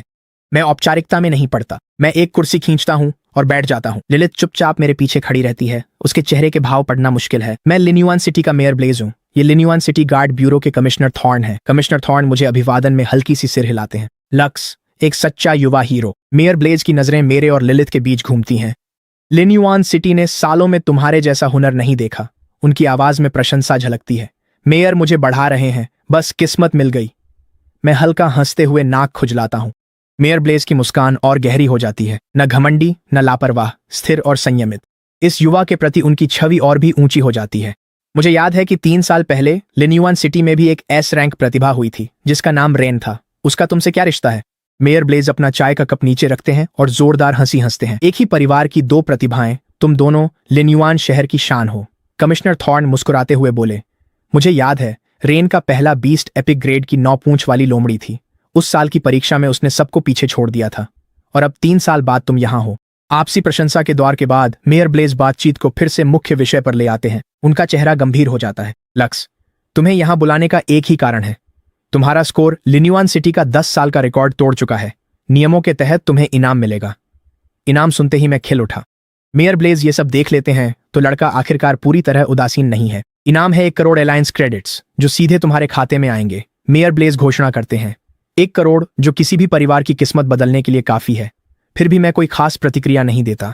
फिर मैं बोलता हूं, मेयर ब्लेज, क्या इस इनाम को बराबर मूल्य के सामान में बदला जा सकता है? मेयर ब्लेज एक भौं उठाते हैं। उनकी आंखों में सराहना की एक झलक दिखाई देती है। तुम्हें किस सामग्री की जरूरत है? मेरा दिल उछल पड़ता है। मैं तुरंत ही लिलिथ के पैनल पर लिखी 3 सामग्रियों के नाम ले लेता हूँ। यह सुनकर मेयर ब्लेज के चेहरे पर हैरानी और किसी और जटिल भावना का अजीब सा मिश्रण उभर आता है। सम्मेलन कक्ष में एक सन्नाटा छा जाता है। उस सन्नाटे के साथ मेरा अपना सीना भी कसने लगता है। लक्स, क्या तुम्हें पता है कि ये 3 सामग्रियां असल में क्या मायने रखती हैं? मेयर ब्लेज की आवाज धीमी हो जाती है। इनमें से हर एक सामग्री एक रणनीतिक श्रेणी का संसाधन है, जिसका इस्तेमाल सबसे उत्कृष्ट बाउंड बीस्ट्स को विकसित करने के लिए किया जाता है। सिर्फ लिन्युआन सिटी में ही नहीं, बल्कि पूरे यानहुआंग फेडरेशन में भी इन्हें बेहद दुर्लभ माना जाता है। अनमोल।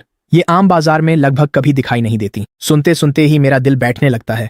मेयर ब्लेज मेरे चेहरे पर खुलकर फैलती निराशा को देखते हैं। अचानक उनका लहजा बदल गया। जिक्र किया गया हेल्थ स्प्रिंग वाटर हमारे शहर के पास थोड़ा उपलब्ध है। सालों पहले लिन्युआन सिटी के पूर्वी इलाके में एक छोटा स्पेशल रिफ्ट खुला। शहर की खोजी टीम वहां से हेल्थ स्प्रिंग वाटर लेकर लौटी।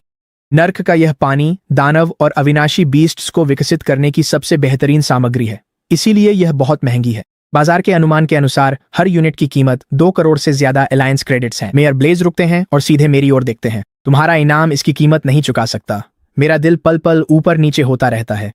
लेकिन मेयर ब्लेज के अगले शब्द अचानक उम्मीद की एक झलक दिखाते हैं। फिर भी एक तरीके से तुम इसे मुफ्त में पा सकते हो। मेरा दिल जोर से मेरी पसलियों से टकराता है। शब्द मेरे मुंह से निकल पड़ते हैं इससे पहले कि मैं उन्हें रोक सकूं। कैसा मौका? आखिरकार मेयर ब्लेज के चेहरे पर संतुष्ट मुस्कान आ जाती है।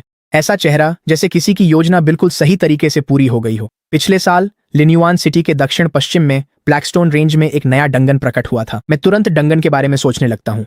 रियल्म्स संसाधनों से भरपूर क्षेत्र हैं जिन्हें पुनः खोज सकते हैं। डंगन रियल्म से पहले आता है।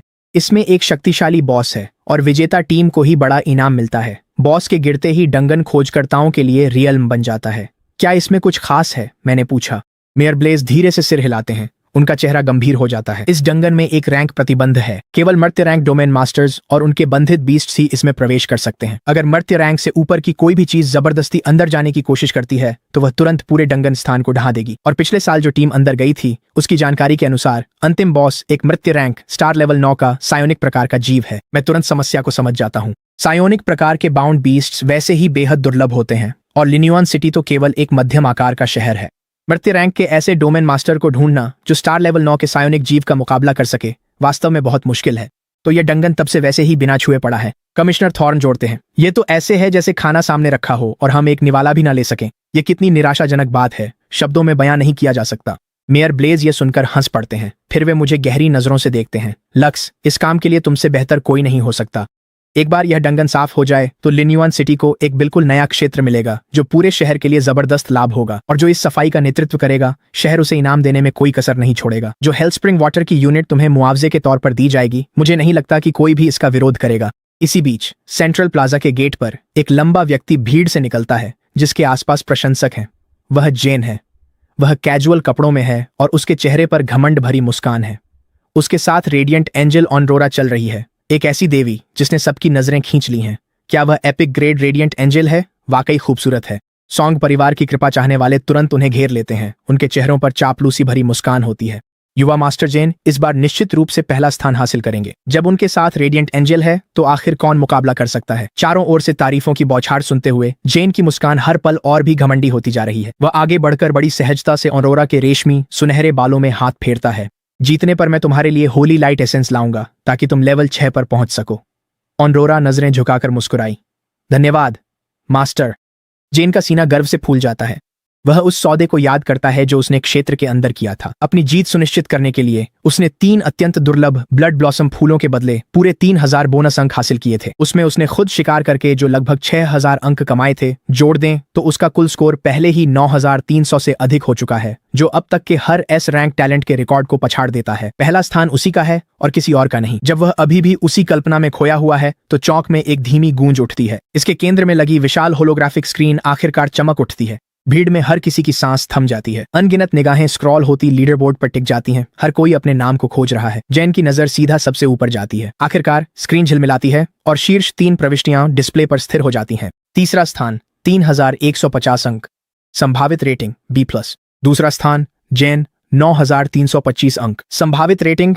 जैन की मुस्कान जम जाती है। वह दूसरे स्थान पर कैसे है? वह तो अपनी आंखें भी मसल लेता है, ये मानकर कि शायद उसने कुछ गलत पढ़ लिया है। लेकिन टेक्स्ट पूरी तरह साफ है और ऑरा का हाव भाव भी बदल जाता है। उसकी नजरें तेजी से लीडर बोर्ड पर दौड़ती हैं, उस नाम को खोजती हैं जिसे उसने कभी वहां देखने की कल्पना भी नहीं की थी। असंभव।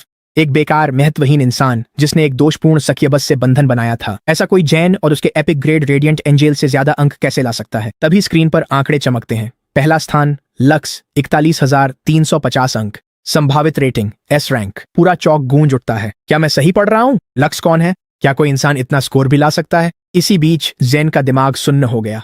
उसके 9000 अंक, उसका गर्व, अब उस स्कोर के सामने मजाक थे। ये कैसे हुआ कि उसका तुच्छ प्रतिद्वंद्वी, जिसने उस बेकार मानी जाने वाली सक्केबस के साथ S रैंक पा लिया? अपमान और जलन उसकी समझ को जला देती है। धोखाधड़ी। जेन चीखते हुए कांपती उंगली से स्क्रीन के नाम की ओर इशारा करता है। ये धोखा है, नामुमकिन है। गार्ड अधिकारी आगे बढ़ा। जुबान संभालिए। इस क्षेत्र से जुड़ा हर डेटा निगरानी केंद्र और शहर की आधिकारिक अनुबंध प्रणाली द्वारा सत्यापित किया गया है। यहां किसी भी प्रकार की अनियमितता नहीं है। रैंकिंग पूरी तरह वैध और अंतिम है। पुष्टि होते ही जेन की उम्मीदें और गर्व चकनाचूर हो गए। भीड़ की निगाहें बदल गईं। जहां हंसी और दया साफ दिख रही थी, जेन वहां एक पल नहीं रुक सका। चलो चलते हैं। कहकर उसने ऑरोरा का हाथ पकड़ा और भीड़ चीरकर बाहर निकल गया। प्रैक्टिकल परीक्षा में मैं तुम्हें रौंद दूंगा, जेन ने मन में ठान लिया। ऑरोरा लड़खड़ाती हुई उसके साथ खींची चली गई। उसका चेहरा सफेद पड़ गया। एक ऐसा विचार आया जिसने उसकी रूह कंपा दी और वह उसे रोक नहीं सकी। क्या वह फैसला जो उसने तब लिया था सच में सही था? रात हो जाती है, तभी जाकर लिलिथ और मैं आखिरकार टावर से बाहर निकलते हैं। दूसरी मंजिल के कॉन्फ्रेंस रूम में मेयर ब्लेज और कमिश्नर थॉर्न साथ साथ खड़े हैं और हमें दोनों को एक साथ जाते हुए देख रहे हैं। कमिश्नर थॉर्न नजरें हटाकर चुप्पी तोड़ देते हैं। मेयर, क्या आपको सच में लगता है कि वह यह कर सकता है? मेयर ब्लेज कुछ देर रुककर शांति से बोले, क्या हमारे पास कोई और विकल्प है? थॉर्न निरुत्तर रह गए। मेयर ब्लेज मुस्कुराते हुए मुद्दे, क्या तुम भूल गए कि उसकी बाउंड बीस्ट किस ग्रेड की है?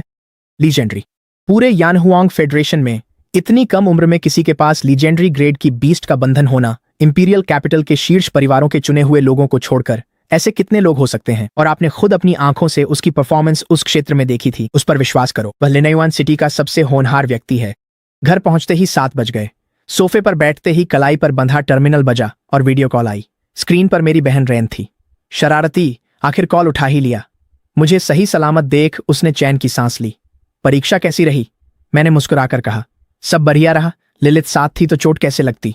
रेन हंसी और उत्साहित होकर बोली, चलो सब बताओ, कैसा रहा सब कुछ? तुम्हारा स्कोर क्या रहा? कम से कम ए रैंक तो लाना ही चाहिए था। मैं ज्यादा कुछ नहीं मांग रही हूँ, बस मुझे शर्मिंदा मत करना। मैं उसे सहज बनते देखता हूँ और बात नहीं खींचता। एस रैंक, मैं सीधा कहता हूँ। रेन का चेहरा जम गया। क्या कहा? मेरी रेटिंग एस रैंक है। सन्नाटा छा गया। फिर रेन अविश्वास में चीखी, यही है मेरा भाई। उसने गर्व से ठुड्डी उठाई। उत्साह कम होते ही वो बोली, सही है। लिलिथ की ग्रेड क्या है फिर से? पिछली बार तुमने मुझे बताया ही नहीं था। लेकिन अगर उसने तुम्हें एस रैंक दिलाया है तो उसकी ग्रेड कम से कम एपिक होनी चाहिए, है ना? वो लीजेंडरी है। लीजेंडरी? रेन दोहराती है।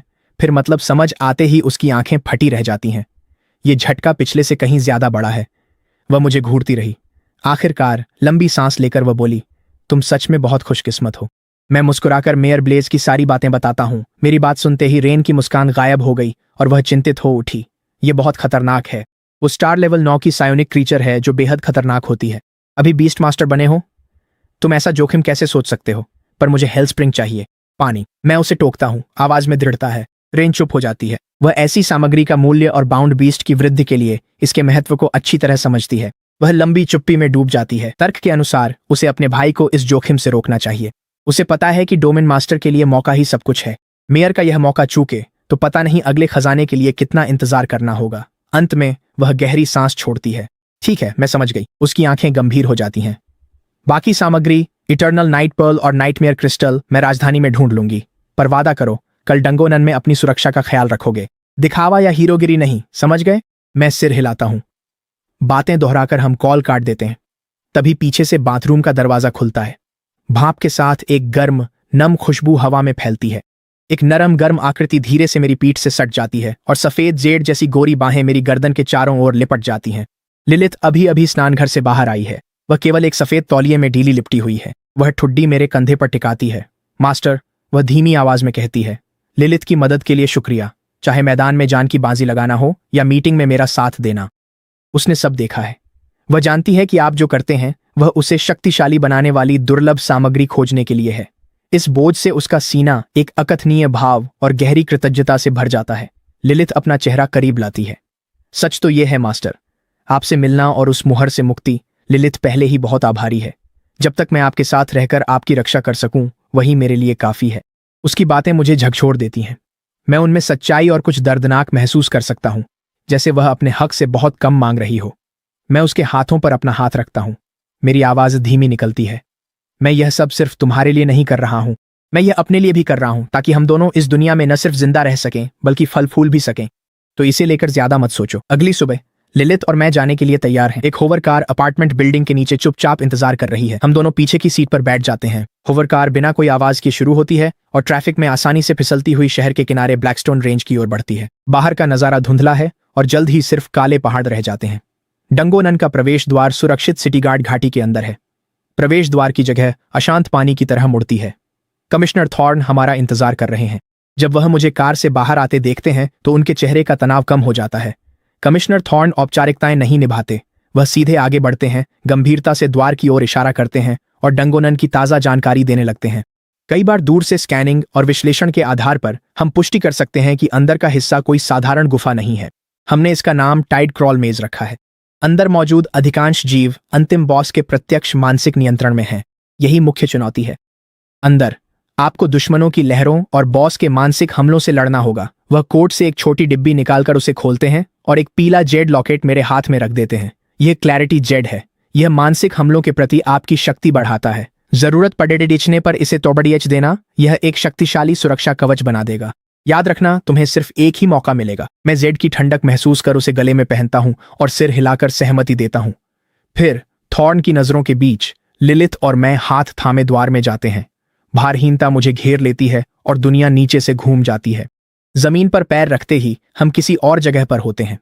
चारों ओर पत्थरों की विशाल भूल भुलैया है, जिसकी ऊंची दीवारें आसमान को ढक लेती हैं और दरारों से डरावनी चमक आ रही है। सामने अनगिनत उलझे हुए रास्ते हैं जिन्हें देख पाना असंभव है। हवा में गूंजती मानसिक ऊर्जा यहां आने वालों की नसों पर दबाव डालती है, उन्हें पागलपन की ओर धकेलती हुई। दीवारों और सायों से कई काली आकृतियां निकलती हैं। ये निम्न स्तरीय प्राणी हैं जिनका दिमाग यहां की ऊर्जा से विकृत है। उनके शरीर विकृत और आंखें लाल जल रही हैं। लिलिथ तो हिलती भी नहीं है। वह बस अपनी नजरें उठाती है, उसकी आंखों में बैंगनी रोशनी चमकने लगती है। हमला करते हुए प्राणी हवा में ही जम जाते हैं और तीखी चीखें निकालते हैं। उनके शरीर जोर जोर से मरोड़ने लगते हैं। फिर मेरे सामने वे खुद पर हमला कर गिर पड़ते हैं। लिलिथ अपनी मानसिक शक्ति से ऐसे निम्न स्तरीय प्राणियों को वश में कर सकती है। मुझे हैरानी नहीं होती। भूल भुलैया में बिना वजह भटकने के बजाय मैं अपना टर्मिनल निकालता हूं। कमिश्नर थॉर्न ने सिटी गार्ड का नक्शा अपलोड कर दिया था। मेरे सामने एक नीला होलोग्राफ दिखता है जिसमें भूल भुलैया का 3D ढांचा साफ है। सिस्टम द्वारा बनाया गया सुनहरा मार्ग गलियारों को काटते हुए सीधे बॉस की मांद की ओर इशारा करता है। नक्शे के साथ हम सुनहरे रास्ते पर भूल भुलैया में आगे बढ़े। वहां हमने कई और सायोनिक जीवों का सामना किया जिन्हें लिलिथ ने कुशलता से निपटा दिया। कई घंटे बाद रास्ता खुल जाता है। हमारे सामने एक विशाल भूमिगत गुफा फैली हुई है। हम आखिरकार कालकोठरी के अंतिम बॉस को देख लेते हैं। गुफा के केंद्र में एक राक्षसी आकृति दुबकी हुई है। हरे रंग का एक विशाल मांसल गोला, जैसे कोई विशाल स्लाइम जिसकी सतह चिकनी और चमकदार है। इसके केंद्र में एक विशाल आंख स्थित है। असंख्य मोटी अर्धपारदर्शी तंत्रिका जैसी लताएं उस द्रव्यमान के आधार से निकलकर गुफा की दीवारों में गहराई तक धंस गई हैं। मैं तुरंत अपना चीट पैनल खोलता हूं। Mind fiend, grade heroic, tier 5, level lower star level 9, strength 51, agility 78, constitution 63, spirit 170। जैसे ही लिलिथ और मैं प्रकट होते हैं, माइंड फेंड हम पर नजरें गड़ा देता है, लेकिन वह तुरंत हमला नहीं करता। इसके बजाय एक मौन मानसिक चीख उससे बाहर की ओर फैलती है, जो एक ही पल में पूरे भूल भुलैया में भर जाती है। अगले ही क्षण गुफा में खुलने वाली हर सुरंग से काले जीवों की एक लहर उमड़ पड़ती है। उनकी आंखें सबकी जलती हुई लाल हैं। उनकी अपनी इच्छा का हर अंश मिटा दिया गया है। उनका स्तर स्टार लेवल 2 से 5 तक है और उनकी संख्या दर्जनों में है। वे अपनी जान की कोई परवाह किए बिना दौड़ पड़ते हैं। माइंड फेंड के सामने मांस और हड्डियों की दीवार बना देते हैं। माइंड फेंड की योजना साफ है। सबसे पुरानी क्रूर रणनीति, दुश्मन को लाशों के ढेर से कुचल दो। मैं इन अंतहीन जीवों की लहर को घूरता हूं। मैं माइंड फेंड की क्रूर चाल को साफ देख सकता हूं। मैं लिलिथ की ओर सिर झुकाकर धीरे से कहता हूं, यह हमसे डरता है। यह हमें थकाने के लिए इन सबको तोप का चारा बना रहा है। ऐसे में क्यों ना इसे असली हैरानी दें। लिलिथ आगे बढ़ती है। उसकी काली स्कर्ट बिना हवा की गुफा में भी लहराती है। वह दूधिया सफेद हाथ सीने पर रखती है। होंठ खुलते ही प्राचीन रहस्यमयी मंत्र उसके गले से फूटते हैं। उसकी आवाज धीमी है, पर आत्मा तक गूंजती हुई गुफा के हर कोने में सुनाई देती है, यहां तक कि सैकड़ों जीवों के शोर को भी दबा देती है। कौशल सक्रिय हुआ। मृत क्षेत्र की धुंध। जादूगर के पास यह नीली बैंगनी धुंध बुलाकर आसपास का क्षेत्र ढक लेता है। इसे सांस लेने वाला भ्रमित होकर मित्र शत्रु का भेद भूल जाता है। बिना सांस लिए भी त्वचा के लंबे संपर्क से इसका असर होने लगता है।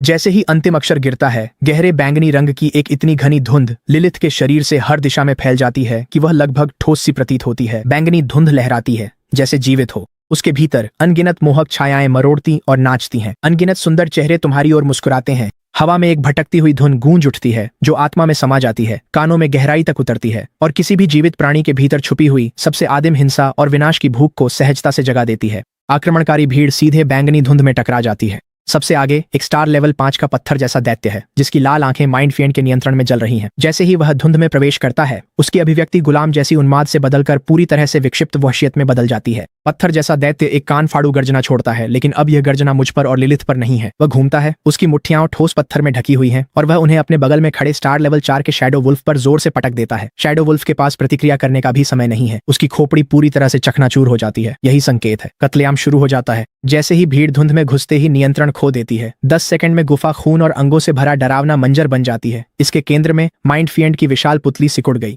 उसके भीतर अविश्वास, नासमझी और हड्डियों तक उतर जाने वाला भय उमड़ पड़ता है। जिस मानसिक प्रभुत्व पर वह हमेशा गर्व करता था, वह ज्यों ही उस बैंगनी धुंध के संपर्क में आता है, पल भर में धूल की तरह उड़ जाता है। यह उन प्राणियों के साथ अपने हर मानसिक संबंध को टूटते हुए किसी अधिक शक्तिशाली, अधिक उन्नत, पूरी तरह से चुनौती से परे चीज द्वारा प्रतिस्थापित होते हुए महसूस कर सकता है। और यह केवल टूटा हुआ नहीं है, वह छोटी, नाजुक, सुंदर आकृति एक मानसिक नियंत्रक है जो स्वयं से अनगिनत गुना अधिक भयावह है। दौड़ना, वह एक विचार उसके दिमाग के हर कोने पर हावी हो जाता है। एक गहरी, धीमी सी धमक उस दुष्ट आत्मा का फूला हुआ चिकना शरीर पत्थर के फर्श से खुद को अलग कर लेता है। उसकी अर्धपारदर्शी तंत्रिका लताएं एक एक करके गुफा की दीवारों से उखड़ जाती है। उनके साथ चट्टानों के टुकड़े और धूल भी खिंचती चली जाती है। उनमें से सबसे मोटी दर्जनों लताएं फर्श पर एक विशाल ऑक्टोपस की भुजाओं की तरह पटकती और मरोड़ती हैं। मांस का वह 10 मीटर लंबा ढेर अपनी आकार के बिल्कुल विपरीत गति से बेतहाशा गुफा के पीछे के अंधेरे सुरंग की ओर भागता है। फिर से सोचो, लिलिथ जो बैंगनी धुंध के केंद्र में खड़ी है, उस विशाल जीव को घबराकर भागते हुए देखती है। उसके होंठों के कोने पर एक ठंडी, तिरस्कारपूर्ण मुस्कान उभर आती है। जहां वह खड़ी थी, वहां बस एक हल्की सी परछाई रह जाती है। उसका पूरा शरीर काले बिजली के झटके की तरह बदल जाता है और वह पल भर में दूरी पाट देती है। लिलिथ की मृत्यु की काली छाया को अपने करीब आते देख वह दुष्ट आत्मा अचानक दिशा बदल लेती है। वह अपने पीछे खड़ी लिलिथ को अनदेखा कर देता है और अपनी सारी मानसिक शक्ति को एक बिंदु पर केंद्रित कर उसे एक तेज चमकदार किरण में संकेंद्रित कर देता है। आत्मा मृत्यु किरण। अगले ही पल वह मुझ पर इतनी तेजी से दागता है कि सोचने का भी समय नहीं मिलता। ये हमला क्रूर और सटीक है। किरण लगने से पहले लिलिथ अचानक प्रकट होकर बिना झिझक मेरे सामने आ जाती है और वार अपनी पीठ पर झेलती है। उसके मुंह से कराह निकलती है और खून की लकीर बहती है, पर वह मजबूती से ढाल बनकर खड्डी रहती है। वह अपना सिर घुमाकर मेरी ओर देखती है, बिना किसी चोट के। उसकी एम्बर आंखों में इतनी राहत है जो डर जैसी लगने लगती है। लिलिथ को मेरी वजह से चोटिल देख मेरी आंखें बर्फ सी ठंडी हो गईं। मैं बेल्ट से मरहम निकालकर लिलिथ को थमा देता हूं। जब लिलिथ ये सुनिश्चित कर लेती है कि उसकी मालकिन पूरी तरह सुरक्षित है, वह धीरे धीरे वापस मुड़ती है। वे एम्बर रंग की आंखें, जिन्होंने कभी देखने वालों को मोहित कर लिया था, अब उनमें केवल मारने की इच्छा झलकती है, शून्य जितनी ठंडी और असीम क्रोध से भरी हुई। तुम्हें इसकी कीमत चुकानी पड़ेगी, 7 सिंस के रक्त। इन शब्दों के साथ एक अकथनीय भयावह आभा उसके शरीर से फूटकर गुफा में भर जाती है। लिलिथ की उपस्थिति बढ़ती जाती है और उससे निकलता दबाव अभूतपूर्व और अत्यंत भारी है। माइंड फेंड बेकाबू डर से कांप उठता है। लिलिथ की रक्तरेखा में उसे एक ऐसी पूर्ण और अजेय प्रभुता महसूस होती है जिसका वह विरोध करने की सोच भी नहीं सकता। लिलिथ वहां से अचानक गायब हो जाती है जहां वह खड़ी थी। अगले ही पल जर भरी नफरत से लिपटी एक ठंडी फुसफुसाहट माइंड फेंड के सिर के पीछे महसूस होती है। अब जानो कि असली निराशा क्या होती है। उसे एक अवर्णनीय, कुचल देने वाला दबाव फूट पड़ता है, जैसे एक अदृश्य तूफान पूरे स्थान में पल भर में फैल गया हो। सभी आंकड़े +200। इस क्षण उसकी शक्ति, फुर्ती, सहनशक्ति और आत्मा चौंका देने वाली ऊंचाइयों तक पहुंच जाती है। लिलिथ आगे बढ़ती है। वह केवल एक हल्का सा प्रतिबिंब छोड़ती है। माइंड फेंड यह भी नहीं समझ पाता कि हमला कहां से आया। उसका विशाल दायां हिस्सा एक गहरे घाव के साथ फट जाता है जो हड्डी तक कट गया है। घाव से गाढ़ा काला हरा खून फव्वारे की तरह निकलता है। लेकिन माइंड फेंड को और भी ज्यादा डर इस बात से लगता है कि दरांती से बना घाव भरने के कोई संकेत नहीं दिखा रहा। इसके बजाय एक काली भयावह ऊर्जा घाव के चारों ओर के मांस को आक्रामक रूप से खा रही है, उसकी पुनर्जीवित होने की हर आखिरी क्षमता को छीन रही है। एक मौन मानसिक चीख जिसमें पीड़ा और घृणा का पूरा भार समाया है, बाहर की ओर फूट पड़ती है। यह माइंड फेंड का सबसे शक्तिशाली मानसिक प्रहार है, जो उसी स्तर के किसी भी प्राणी को तुरंत मारने के लिए पर्याप्त है। यह पूरी ताकत से लिलिथ पर बेहद करीब से वार करता है, लेकिन लिलिथ की बैंगनी आंखें, जो प्रचंड क्रोध से जल रही हैं, उनमें केवल ठंडी उदासीनता झलकती है। प्रहार पड़ता है और बिना किसी हलचल के गायब हो जाता है, मानो वह कभी था ही नहीं। 7 पापों का रक्त सक्रिय होने के साथ उसकी मानसिक शक्ति पहले ही माइंड फेंड की समझ से कहीं आगे निकल चुकी है। एक वॉर, कुछ भी नहीं। माइंड फेंड पूरी तरह निराशा में डूब जाता है। लिलिथ एक बार फिर काली बिजली बन जाती है। माइंड फेंड के विशाल शरीर के चारों ओर बेरहमी से, योजनाबद्ध तरीके से विनाश करती है। एब्सोल्यूशन साइट का हर झटका उसकी चमड़ी में एक और गहरी हड्डी तक पहुंचने वाली चोट छोड़ जाता है। अब इस पूरे टकराव को लड़ाई कहना भी सही नहीं होगा। मैं लड़ाई के बाहर खड़ा होकर शांत नजरों से स्थिति को देखता हूं, लेकिन मेरी भौहें धीरे धीरे सिकुड़ने लगती हैं। हमारे अनुबंध के अदृश्य बंधन के माध्यम से मैं स्पष्ट रूप से महसूस कर सकता हूँ कि लिलिथ की ऊर्जा कितनी तेजी से खत्म हो रही है। सेवन सिंस के रक्त से मिलने वाली शक्ति मुफ्त नहीं है। पहले भीड़ को खत्म करने के लिए उसने जो व्यापक क्षेत्र कौशल इस्तेमाल किया था, उसके साथ मिलकर लिलिथ की ऊर्जा भंडार बहुत तेजी से जल रही है, इतनी तेजी से कि मैं भी अपने मन में सुई जैसी तेज चुभन महसूस कर सकता हूँ। ये अनुबंध के माध्यम से मानसिक ऊर्जा के अत्यधिक उपयोग का संकेत है। अब इसे यहीं खत्म करना होगा। ठीक उसी समय मन का दानव, जो पहले ही पहचान से परे फट चुका है, लगता है कि उसे समझ आ गया है कि उसकी मौत निश्चित है। निराशा एक अंतिम पागलपन की चिंगारी भड़काती है। उसकी बची हुई आंख अचानक क्रूर रक्त लाल रोशनी से जल उठती है। उसके बर्बाद शरीर के केंद्र से एक विनाशकारी शक्ति उभरती है। वह अपनी सारी जीवन शक्ति और मानसिक ऊर्जा को एक अंतिम वार में झोंक देता है। एक जबरदस्त मानसिक झटका जो उसके केंद्र से बाहर की ओर विस्फोट करता है। और एक बार फिर निशाना मैं ही हूं। यह उनका आखिरी आत्मघाती दांव है। इसे विश्वास है कि यदि यह कमजोर दिखने वाले डोमेन मास्टर को मार गिराने में सफल रहा तो यह भयानक मानव आकार का जानवर भी गंभीर रूप से घायल या खत्म हो जाएगा। मानसिक आघात तरंग बहुत तेज और अचानक आती है। लिलिथ झूले में फंस गई और मुझसे संपर्क नहीं कर पाई। पहली बार उसके चेहरे पर खुलकर घबराहट के भाव दिखाई देते हैं। मालिक, लेकिन झटके की लहर के रास्ते में सीधे खड़े होकर मेरे चेहरे पर डर का एक भी निशान नहीं है, बल्कि मेरे होंठों पर एक ठंडी उपहास भरी मुस्कान तैर जाती है। मैं धीरे धीरे अपना हाथ उठाता हूँ और जैसे ही झटका मुंह तक पहुंचने ही वाला होता है, मैं अपनी छाती पर लटक रहे गर्म जेड के लॉकेट को मसल देता हूँ। एक तेज चटकने की आवाज गूंजती है। एक मोटी मिट्टी जैसी पीली बाधा जो किले की दीवार जितनी मजबूत है, मुझे पूरी तरह से घेर लेती है। साइकोनिक झटका उसी क्षण पहुंचता है, बाधा से टकराता है और चकनाचूर होकर अनगिनत हानिरहित चिंगारियों में बदल जाता है जो धीरे धीरे गायब हो जाती हैं। बाधा के अंदर मैं पूरी तरह सुरक्षित खड़ा हूँ। माइंडफिएंड की आंखों में शुद्ध निराशा और अविश्वास भर जाता है। उसकी चेतना इसी क्षण के लिए हमेशा के लिए स्थिर हो जाती है। गहरे काले रंग की दरांती जो लाल आभा से घिरी हुई है, आखिरकार अपना उद्देश्य पूरा कर लेती है। यह माइंडफिएंड के मूल में घुस जाता है और उसकी अंतिम जीवन चिंगारी को भी बुझा देता है। माइंडफिएंड के मारे जाने के साथ ही एक विशाल प्रकाश प्रवाह लिलिथ के शरीर में समा जाता है। बैंगनी आभा उसकी पूरी काया में प्रज्वलित हो उठती है और मैं महसूस करता हूं कि मेरी अपनी मानसिक शक्ति और शारीरिक ताकत भी उसके जवाब में बढ़ रही है। लिलिथ फिर से स्तर वृद्धि कर चुकी है। मॉर्टल रैंक स्टार लेवल 8। डंगोनन के अंतिम बॉस के मरते ही पूरा स्थान जोर जोर से हिलने लगता है। गुफा की दीवारों और छत पर विशाल काले अंतरिक्षीय दरारें फट जाती हैं। असंख्य चट्टानें बारिश की तरह गिरने लगती हैं। पूरा टाइडक्रॉल भूल भुलैया ढह रहा है। लिलिथ के चारों ओर की प्रचंड आभा ज्वार की तरह पीछे हट जाती है और सेवन सिंस के रक्त का दुष्प्रभाव तुरंत ही असर दिखाता है। थकावट की एक जबरदस्त लहर उसके पूरे शरीर में दौड़ जाती है। वह पीछे गिरती है और मजबूत बाहें उसे थाम लेती हैं। मैं उसे कसकर पकड़ दबाता हूं। उसका चेहरा पीला है। मैं इस मौत के जाल से निकलने के लिए टेलीपोर्ट सक्रिय करता हूं। तभी राख और अवशेषों के बीच मेरी नजर एक अनोखी नीली चमक पर पड़ आती है जो मलबे में धड़क रही है। वो क्या है? मेरे सीने में कुछ उमड़ता है।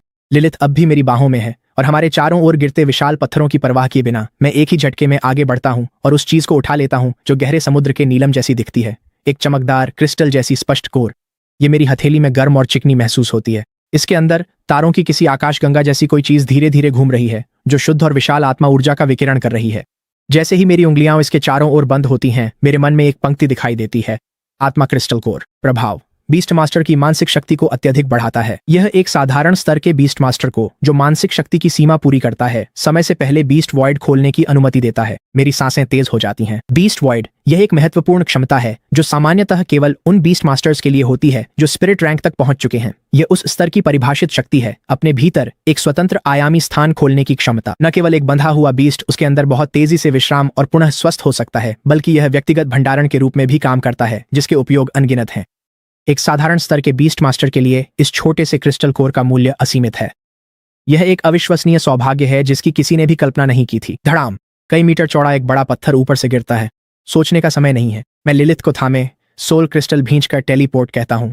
आंखें खोलते ही हम भूल भुलैया के द्वार पर होते हैं। दर्जनों बचाव कर्मी सफेद वर्दी में हमें घेर लेते हैं। तेज स्कैनिंग किरणें हमारे शरीरों पर घूमती हैं। पोर्टेबल वाइटल साइन मॉनिटर हल्की बीपिंग आवाजें निकालते हैं। उनकी स्क्रीन पर डेटा तेजी से स्क्रॉल होता है। विषय 1, जीवन संकेत स्थिर है। सायोनिक ऊर्जा गंभीर रूप से कम हो गई है। कोई बड़ी बाहरी चोट नहीं है। विषय के बंधे हुए बीस्ट का जीवन कोर स्थिर है, लेकिन ऊर्जा रीडिंग्स काफी कमजोर हो गई है। पूरे शरीर में कई जगह सॉफ्ट टिश्यू में चोटें पाई गई हैं। कोई जानलेवा स्थिति नहीं है। एक बचाव अधिकारी तेजी से रिपोर्ट पढ़ता है। तभी एक लंबा व्यक्ति भीड़ को चीरता हुआ हमारी ओर बढ़ता है। वह कमिश्नर थॉर्न है, जिनके चेहरे पर राहत और उत्साह साफ झलक रहा है, जिसे वे मुश्किल से ही छुपा पा रहे हैं। तुम सुरक्षित लौट आए। मैं लिलिथ को थामे हुए अपने पीछे देखता हूँ। अंधेरी गुफा का प्रवेश द्वार पूरी तरह गायब हो चुका है। अब वहां केवल चिकनी चट्टान की दीवार बची है।